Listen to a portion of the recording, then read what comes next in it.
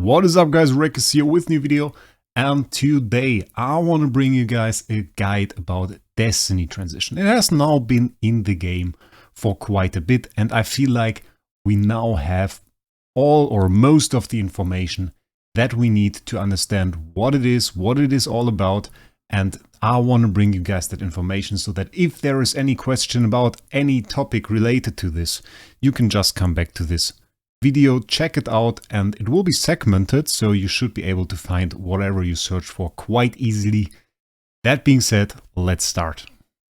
So, how do you unlock Destiny Transition and thereby also your Destiny Transition skill? As you can see, we're currently looking at my Mystic Fairy Freya, and there are multiple symbols here on the right side. The one at the bottom here has a lock over it. And the reason for that is that this is our Destiny transition, and this Freya currently does not fulfill all of the requirements for it. If we click on it, the game will actually display what the problem is. And please equip the Noble Core of Origin. Let's click it again.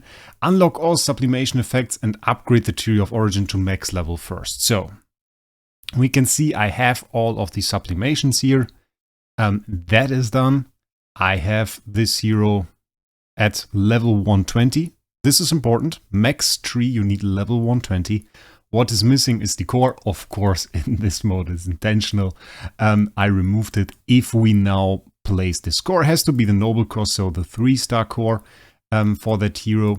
And now it is unlocked. And when we click on it, we can see there is now a menu here with 2 buttons and some things in the middle. That is the base transition skill that we see. And that is not unlocked yet. You have to do a little bit more to actually get this skill. But you can now see the 2 buttons, Transition Temple, which we'll talk about in a bit, and Destiny Transition. Let's for now focus on Destiny Transition. We will click that button. It will bring us to our tree. When we click on Activate here, it will ask us, activating the Destiny Transition will consume the following materials and cannot remove or replace the Core of Origin anymore. After activating successfully, continue anyway. So you need 5 of this material. What this material is, also a topic for later in the video. And our Crystal of Transcendence, the regular material that you already know. We can regress those Destiny Transition skills at any point using 5 soul symbols. So that's an option. So even if you activate that now, decide on a hero later, you can always get your resources back 4 or 5 soul symbols without regressing the entire hero. Will not do that for that specific moment because we have other heroes that already have their skills activated. We can now look at LFA, for example, which is a hero with the 4 here, Divine Power 4 that is, and the Destiny rank Chaos level 100. So that being said, when you first initially enter this window, those 2 skills will actually look like this, so a little bit gray out. We can't select anything here. For a hero with A3 plus 1, this is actually unlocked, of course, so we can do selection here. Usually you can only, when you unlock it, select things for the first node. The first node being this one. This first initial node is actually the node that gives you transition power. What is transition power now? Well, all of those skills consist of one main skill and then several nodes that upgrade the main skill itself. The main skill here on our LFA, for example, is after releasing active skills, if self owns 12 or above layers of transition power, consumes 12 layers of them, dealing 2000% of attack damage to enemies in the same position with a 50% chance to inflict fear or abyssal gaze on them for 3 rounds. So all of those skills, without really analyzing now the LFA one, consist of 3 major things. We first of all have the condition under which it triggers. It is just after releasing active skill. It might be when taking a hit, when taking damage, or any other thing. And then the cost of transition power that we will have to have at that point. So at the moment we fulfill the requirement, we will need to have the required transition power to activate the effect. And then, of course, as I already said, the effect. So in this case, our condition is after releasing an active skill, so we have to do an active skill. Our cost of transition power is 12 transition power, and we consume the layers here, which is also kind of important, part of the effect, but you should see that, consumes the layers. It's not always the case. Sometimes it's when you own the layers. And then we deal 2000% of attack damage to enemies in the same position, so to the enemy our active skill would natively hit anyway. And have a chance to inflict fear with a gaze on them. So this is our base transition skill, and now we have several nodes that add to that. And the main one that we want to talk about first, that is the transition power one. The transition power is, as you already saw, the fuel for our skill. This is what we need to even activate a skill. And you saw for this skill, well, we need 12 transition power. So which ways of gaining transition power do we have? We first of all mainly have this skill. And you can see it's when a basic attack hits the target, which means our basic attack, not teammates' basic attacks. It's our basic attack. So we do a basic attack, we gain 3 layers of transition power. When an active skill, so our active skill, hits the target, we gain 6 layers of transition power. And this is when taking damage from active skills or basic attacks, there is an 80% chance to obtain 1 layer of transition power. So we would basically need 2 active skills that we do to reach the 12 layers of transition power, or 4 basic attacks, or a multitude of hits. And this is like our main way of generating transition power. So you can basically say, every second active skill that we do, we would activate this effect, because after releasing the active skill, if we have 12 transition power, we will do that. So every second active skill, if we choose the middle option, would activate the transition skill. There are some other ways to gain transition power. Mainly, there are some heroes that grant you layers. I think DGN, for example, has that. We can check that out for a second here. I think she has a skill. Where is she actually? I always am confused where they are. Let me check that out. Okay, found it. There's an extra 50% chance to grant all layers as 1 layer of transition power. Here at the top left node, we can find it. So that's something that exists on some heroes as well. Is rather rare from what I've seen. I think I saw it on 2 heroes. So not really the major part where you gain the transition power from. On top of that, if we check it out, we can just look here, by the way. There are more things that get added to our skill. And those effects that you can see here additionally reduces the target's energy by 20. Those only activate when your transition skill activates. So our transition skill activates after releasing an active skill if we own 12 layers of transition power. So as we said, mostly every second active skill. This transition skill will activate. And then the targets of that transition skill, which is the enemy right in the opposing position of us for LFA, will be different for every single hero. You have to check that out. Of that enemy, we will reduce 20 energy, or deal an additional damage, or deal damage, or reduce stats. Whatever. This only happens when the transition skill triggers. There was some confusion about this. I saw that some people were like, oh yeah, now that triggers on basic skill and whatever. No, this is only an added effect for your transition skill. This is basically the case for all of those nodes. They all have effects that are triggered whenever your transition skill is triggered, except for the last node. And this last node is actually the one that upgrades your transition skill. It makes it way stronger. We can see it here. After releasing active skill, self owns 12 or above layers. Consumes 12 layers of them. So owns is oftentimes, it doesn't consume them. In this case, it consumes them. Dealing 1500% damage to all enemies 2 times instead of just your opposing enemies. And in general, you can see it's just a lot stronger. Another example for this and an upgraded version here is actually Star Swordsman Morkman. We can check that out. Here it is Star Ascending, consumes 6 layers, and if self has 6 or more layers, so it no longer consumes them on the 6-layer version. And this is something that often happens. And you really have to read those skills, have to check between the lines what happens here and what is the upgrade. And that is something you gain when you unlock Destiny rank 6. That being said, what even is a Destiny rank? Well, the Destiny rank is actually shown here. You can see it's called Nirvana. And on this specific Destiny rank, we are level 100. So every Destiny rank also comes with 100 levels that you will need to level with the orange material we are going to see in a sec, and the stellar. And you can see the different destiny ranks here.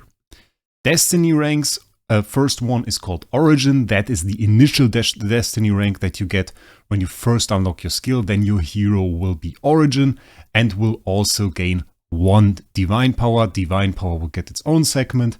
Next one is Surge. Next one is Chaos. And yeah, and this one is of course Nirvana. If we check out my LFA, for example, it will no longer display Nirvana. This is actually Chaos. Chaos being the third one. Origin, Surge, Chaos, Core, Polystar, Nirvana. Nirvana, the highest one in the gallery. Of course, we see all the Nirvana skills. And you gain 1 divine power. The symbol changes and you will have to level in between.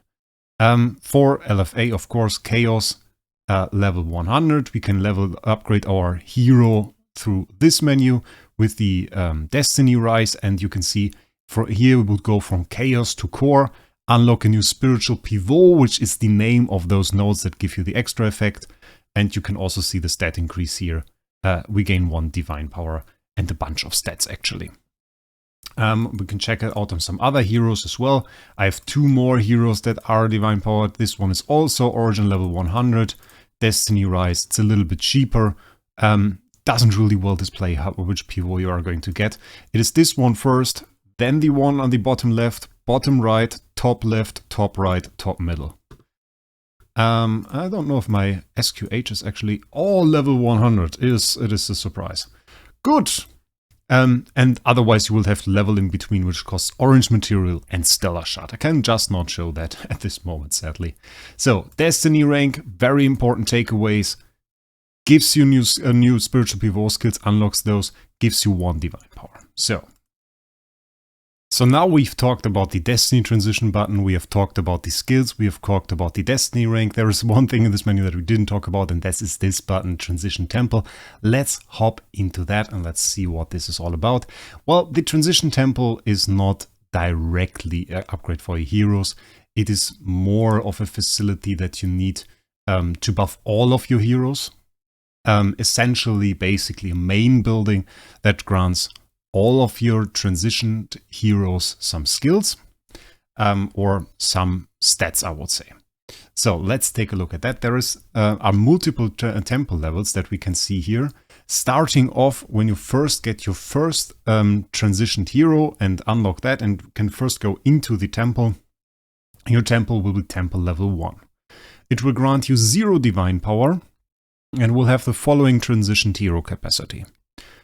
3 of Destiny rank 1, 2 of Destiny rank 2, and 1 of Destiny rank 3. 0 of the other ranks.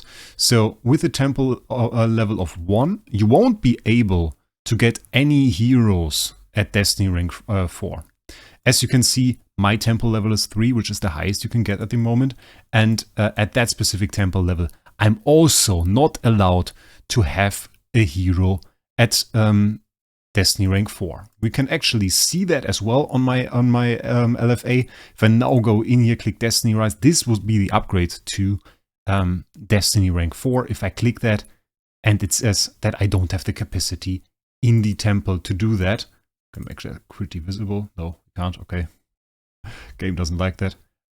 We have to upgrade the Destiny temple first. So the Destiny the transition temple is basically a resource that you need to progress through the Destiny ranks, and it is of utmost importance to the order of the heroes that you build and to the way that you build heroes. This will basically dictate how you proceed and how you go ahead through your way in the temple. Given this requires a whole lot of resources, but it's also a necessity. As you can see, first on temple level 3, you gain 1 divine power. So the same as you saw on my LFA with the Destiny rank. Every Destiny rank gives you 1 divine power, but the temple might also give you 1 divine power. And you can see all the way down here, it actually gives you 9 divine power to level through the temple.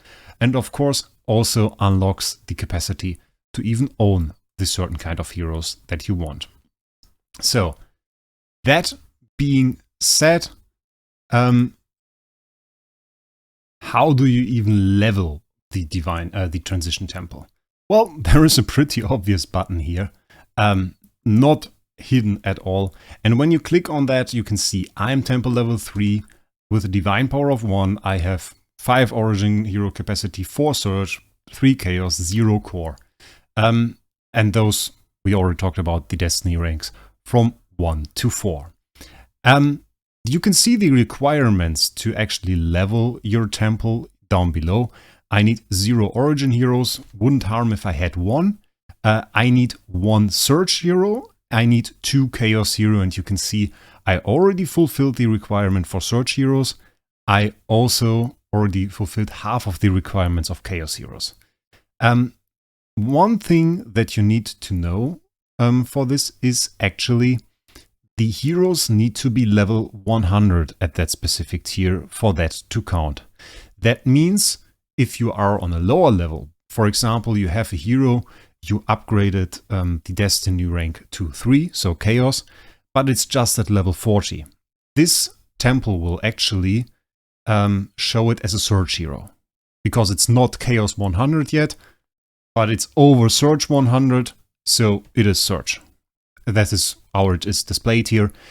In the game, it will behave like a chaos hero, so we'll get the divine rank and everything, despite being below level 100. You can see it here. Transition heroes to designated rank level 100 to upgrade temple. This is what they mean by it. It has to be level 100 hero to be considered of the specific destiny rank.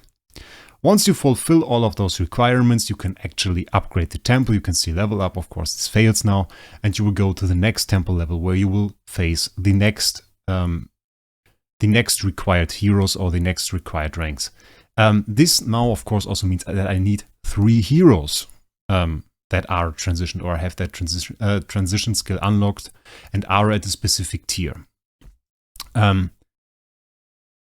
well, that is the point where I say it determines how you build. Because you can't just go ahead and say, okay, I will just slap all of my resources on that specific hero and I will bring my SSM to A6 or Destiny rank 6.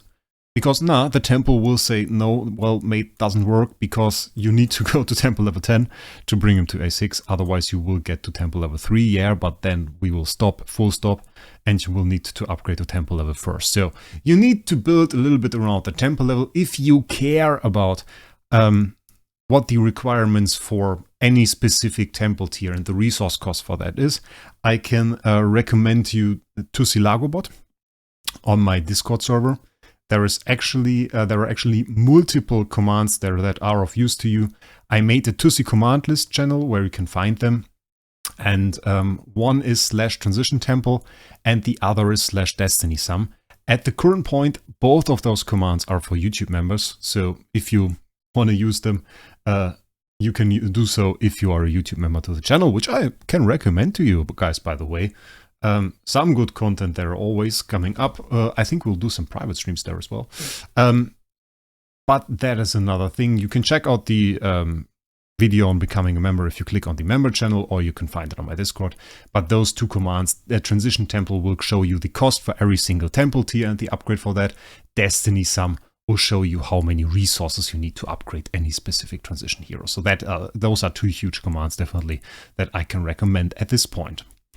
So that being said, we now know how to level up our heroes. We now know what the temple is. One little special feature I can show you guys, those pillars here actually symbolize they have the symbols here of the specific ranks on them. And those actually show you how many heroes you can have. We can click on the first one. This is for the origin tier. This is the pillar for that. You can see the other ones don't have a symbol yet because we didn't unlock them, which is kind of cool. And you can see your heroes here and which heroes are at which specific rank. You can also see it's the 3rd rank and my hero is 4. So that brings us to the next topic, actually.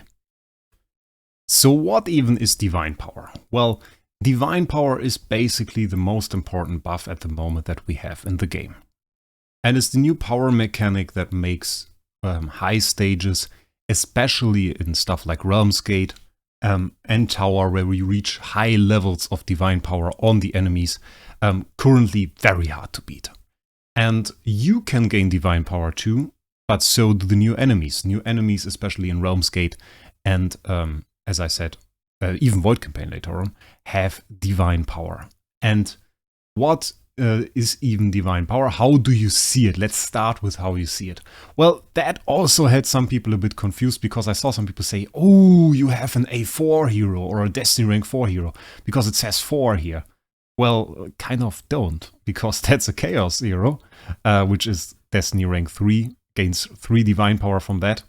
What this really is the power display. The hero's divine power display, it is called. And that then makes sense why it shows a 4, because we are temple level 3, get 1 divine power here. It is a rank 3 hero, so 3 plus 1 equals 4. So this displays the divine power, which also means that at one point will probably show 15, which will look rather weird. But what does divine power really do? Well, there is something called the divine power gap. And this is shown in this info button here. Divine power gap, damage boost, damage resistance. Hero with the higher divine power will dominate the battle, deals extra damage and takes less damage. Takes effect after the total damage is calculated. So all of your holy damage, GK, whatever, it all goes in there, and then this damage boost is applied. So with a divine power gap of 1, the hero gains a 10% damage boost, 10% damage resistance, and it all is very impressive if you scroll down here. 150% damage boost, even more than GK, 80% damage resistance, making you nearly invincible. So, but how does it in the reality work? Well, the divine power gap is calculated when you hit an enemy hero, or an enemy hero hits you. Let's take a situation where 2 battle heroes face off with each other. The first hero is an LFA with a divine power of 4, like mine, for example. And the next hero that is on the enemy side is a Mockman with a divine power of 1. And a Star Swordsman Mockman with a divine power of 1. So, now my LFA goes ahead. He attacks the opposing Mockman with a divine power of 1, my LFA with a divine power of 4. And we can calculate the divine power gap by just subtracting the lower hero's divine power from the higher hero's divine power, and we find out, well, it's 4 minus 1, so divine power gap in that situation is 3, and it favors my LFA because my LFA has the higher divine power. So my LFA now attacks the enemy Mockman with a divine power gap of 3, and he's dominating, as the game calls it. So he gains a 30% damage boost. This is what happens. He gains a 30% damage boost. All of his damage that he deals will be multiplied by 1.3 basically, and this is what he does to the enemy Mockman. Case closed. That is the situation. Now let's switch up the situation a little bit. The Mockman survived. Still divine power 1, my LFA is still divine power 4, and now the Mockman attacks my LFA. And now we calculate it again. The divine power gap is still 3 and is still favoring my LFA. So what happens now? Well, the enemy Mockman is not dominating, so he doesn't get a damage boost for his attack. My LFA is dominating as a defender, so he gains a damage resistance of 20% in that case. So the incoming damage from the Mockman will be multiplied by 0.8, so minus 20% in that sense. And my LFA will be way tankier because he has the higher divine power. So you can already see how this can shift a battle when your heroes have high divine power. If all of your heroes are A6 and the enemy or have 15 divine power and the enemy does have none, he has basically no chance of surviving because you have 150% damage boost when you attack and 80% damage resistance when he attacks you. But I hope this already showed you how this works. It is not working in the way that one hero's divine power determines it for the entire team. So like if my LFA now has 4 divine power, it's not like all heroes on my team are calculated with 4 divine power. It's separate for every single hero. As then if I hit an Ithaca that obviously has divine power 0, then well, this Ithaca wouldn't profit from him being together in the team with LFA. So you need to upgrade the divine power basically on every single hero is what I want to say. What I still want to test, and I will leave that open for now because I didn't get to that yet. We have the Temple divine power buff, and I'm pretty sure this only affects the heroes that are already transitioned, so have at least transition Destiny rank 1. But it doesn't specifically say so, so I still want to test that if it can affect normal heroes, for example. But usually it shouldn't, because we know that is the divine power display, and obviously the only heroes that got 1 divine power in my list are the ones that had the transition skill. Those got 1 higher. It's not like every single hero now displays this symbol on top of them, so I don't think it works that way. But this is something I will still test, and I might add in a comment later on. So if you watch this video in a few months maybe, make sure you check the comments and maybe find that one. So next topic I want to talk about are actually the resources involved in Destiny Transition. There are 3 new resources that you need to know. The first ones are the 2 basic ones, which is the Aurora Gem Shard. And you can already see the use here. A gem shard that contains a certain amount of divine power can be converted into divine power Aurora Gem with 5,000 shards and attained via campaign auto battle. Void campaign auto battle, that is.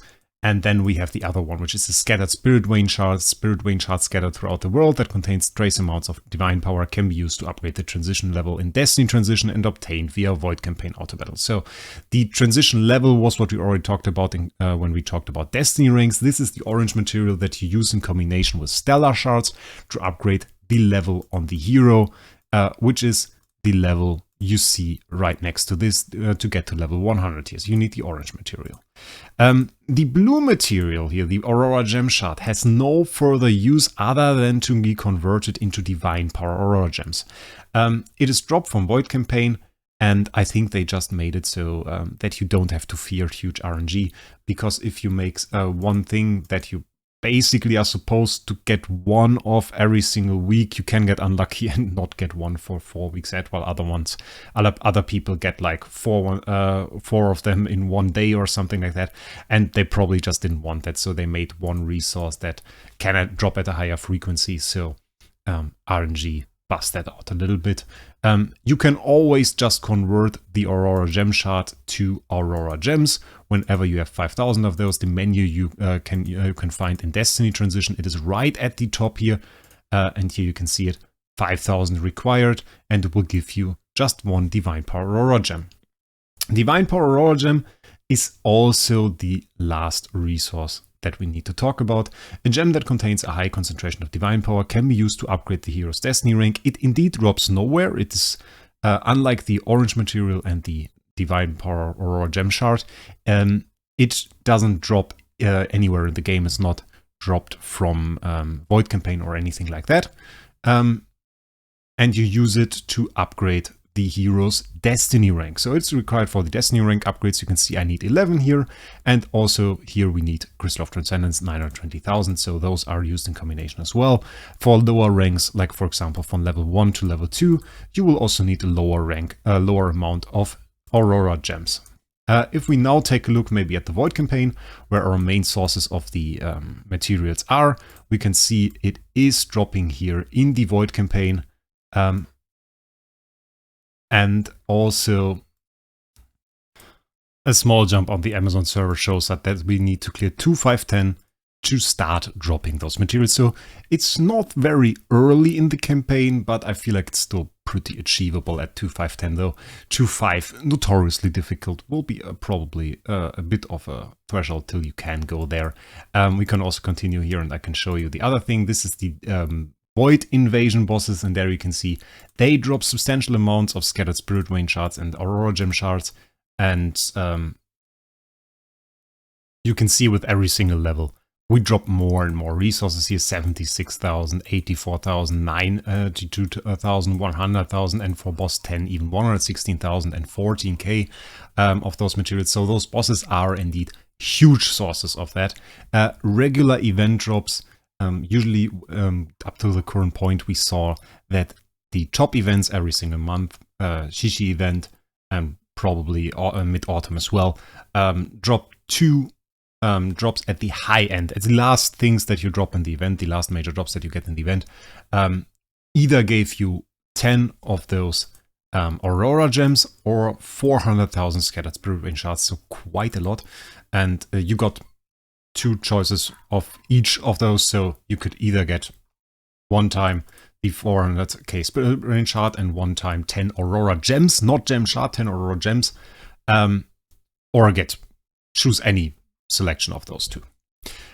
So events also quite a substantial factor for this. I would imagine that in the future we will see even more resources in those events, probably lower amounts at the lower end of those events as well. The Age kind of often tends to make those resources available to Whales first, and later on for other players as well.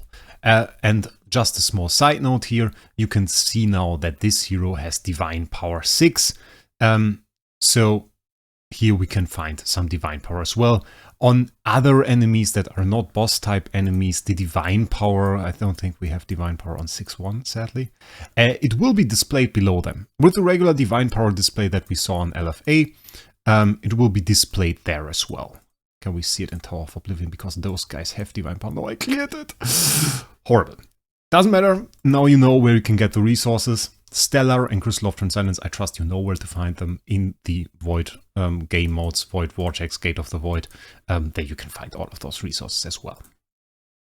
Okay, and as the last point of this video, I want to point out that transitioned heroes make very good tenants.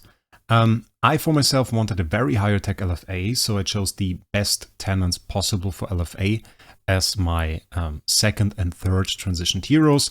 I would have had a selection here. I could have also gone for SSM, and on this one, okay, there would have been the choice of ATD, but PEE and SQH actually give more stats. And if you observe carefully, you have already seen, yeah, we get 7 million attack from this A tier level 100. Destiny rank 2 level 100 as well. SQH, 666 million HP just from a single hero. Actually 5 million here from the PDE. So super substantial stats. If you want to boost your main damage dealer, it might not even be a bad selection to just choose the tenants, even if they don't have the best skills.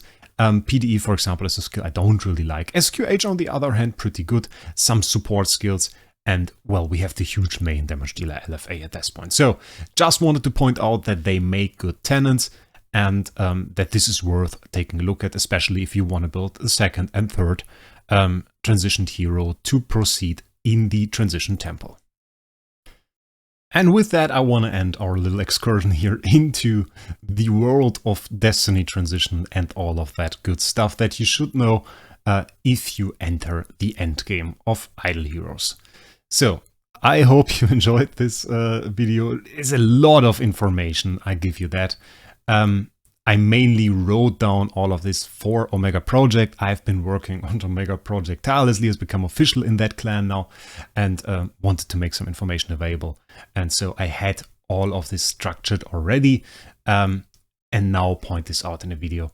By the way, if you're an endgame player and have a really huge account, then feel free to contact me to join Omega Project. I try to bring the best information there as early as possible, so this is really a good way to get the best of the best information in the game and readily available for you just by joining there. Of course, as we are an endgame guild, last time we got Ace Championship Place 1 and all of that, we are looking for players that have a very good account, very comparable even to mine. So if you are that, feel free to contact me. For all other people, you're welcome here as well, of course. Appreciate everybody that watches my videos. Want to say again, thank you for subscribing to this channel. We just broke through the 8K and are already going strong on the way to the 10K. I'm pretty surprised by how many subscribers we got in the recent days. If you want to support what I do here a bit more, feel free to get a membership for the channel. It's one of the best ways to support me. You get a few Discord perks. If you are on the Discord server, there's actually a channel that describes what you get from being a member. That's a great way to support the channel. And with all of that being said, feel free to ask questions in the comments. I'll read them all and try to answer as many as possible. And I wish you guys a great day. And we'll see us in the next one.